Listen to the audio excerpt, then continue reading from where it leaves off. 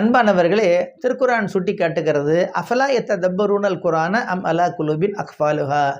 நீங்கள் குரானை சிந்தித்து பார்ப்பதில்லையா? உங்கள் உள்ளத்தில் பூட்டு போடப்பட்டிருக்கிறதா என்பதாக குரான் ஒரு கேள்வியை கேட்கிறது.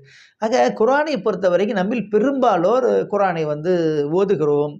குரானை புரிந்து கொள்வதற்கு முயற்சி செய்கின்றோம். குரானை மனப்பாடம் பண்ணுகிறோம். ஆனால் சிந்திக்கின்றோமா என்பதை நாம் எண்ணி பார்க்க வேண்டும்.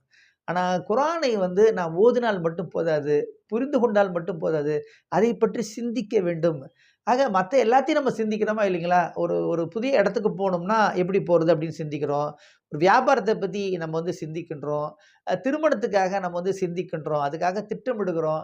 ஆனா, குரானை வெறும் மேம்போக்காக மட்டும் படித்தால் போதுமா? ஆக அன்புக்குரியவர்களே, குரானை சிந்திப்பதிலே நம்மை நாமே ஈடுபடுத்திக் கொள்ள வேண்டும். இறைவன் நமக்கு குரானின் அடிப்படையிலே சிந்திக்கக்கூடிய நன்மக்களாக நம் அனைவரையும் ஆக்கி வைப்பானாக.